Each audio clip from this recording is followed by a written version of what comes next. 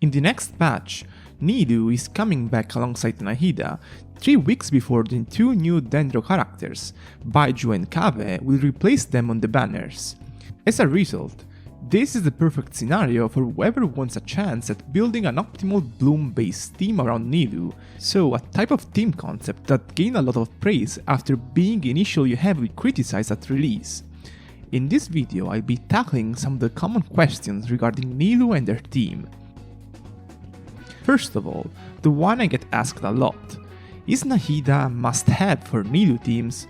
Many people seem to believe that Nahida saved Nilou once she released. However, I'm not quite sure I agreed with that sentiment at the time, and as a result, I don't believe Nahida is a must-have for Nilou now that we have more Dendro units to pick from to build a team around her.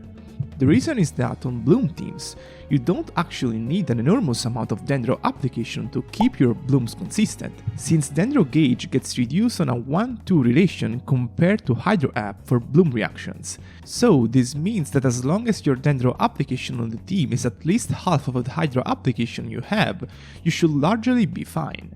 Another big reason many believed Nahida would revolutionize Nilou teams completely before release is that she generates enough application on field to carry a 1 Dendro 3 Hydro composition, so a context where you can theoretically maximize the blooms generation by adding enough Hydro application to match Nahida's enormous sources, but I'm not a super fan of this type of composition, and I'll explain why later in the video. Another slightly overrated element for Nahida on Nilou teams is the importance of Nahida's burst as a buffing tool.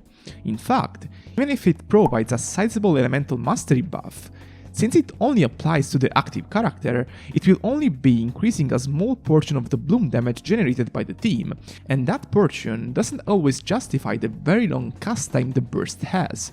It's still a situationally good tool to use, especially during instances where you can't hit opponents at all, but I wouldn't call it a clear advantage Nahida has over other options.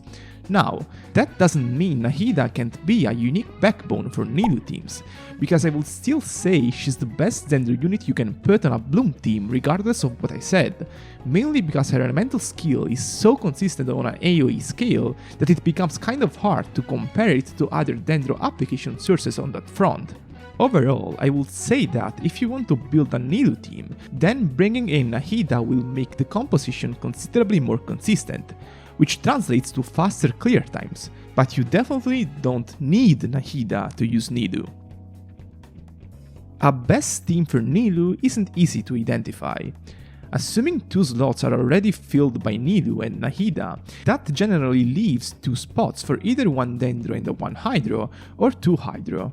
I don't like the second option that much, because it puts too much burden on Nahida being on field to generate consistent blooms for the team. In fact, since her elemental skill only gets activated when you generate an elemental reaction on opponents, that means it will just stop applying Dendro whenever Nahida goes off field for the most part, which is something you might even need at times, since it's not rare to risk dying on Nilou teams with a character that has extended field time, even with Kokomi's heal behind her. I think Baiju will be more consistent in this role since he has self-healing capabilities, and his application is less conditional, but compared to Nahida he also has serious AoE disadvantages, and I'm not completely sure about how that will translate in practice. So, even if you can theoretically get the highest amount of possible blooms by using Nahida on field with 3 Hydro units, realistically double Dendro teams will feel more consistent. This opens up 2 possibilities. Either you still plan to use an on-field Dendro on the team and pair it with a strong off-field Hydro applier like Shincho, or you go for an on-field Hydro applier like Kokomi.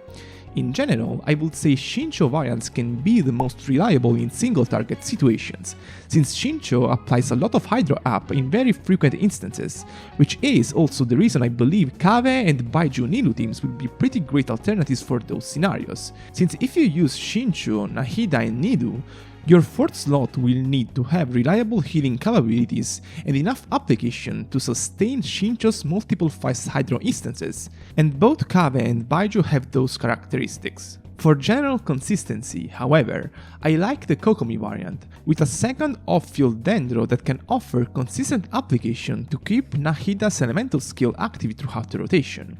In that sense, my favorite second dendro for the team is Collei, since she provides very nice front-loaded application while also having varied sources of dendro applications that make her very consistent in multi-wave scenarios, unlike somebody like Dendro main character, who can suffer from serious positional issue due to his static burst. Likewise, characters like Yao or the upcoming Baiju will be good options, as they have multiple sources of unconditional dendro application. Remember, the key for Nilou teams is to always keep your blooms generation consistent. Many have also asked me how to build units for Nilou teams. In general, for Hydro units like Yelan and Shincho, I would say that a mixed build of Elemental Mastery and Critical is the best option. This is generally the case for both Nilou teams where you have a signature weapon and free-to-play teams alike. In fact, full raw damage builds scale poorly on Hydro characters who have relatively high bloom ownership through Hata rotation, especially in AoE situations, where their raw single target damage doesn't translate to actual good performance as consistently as the bloom AoE damage does. Mixed builds like using a Gilded Dream set with critical substats and full Elemental Mastery builds are generally comparable in damage output.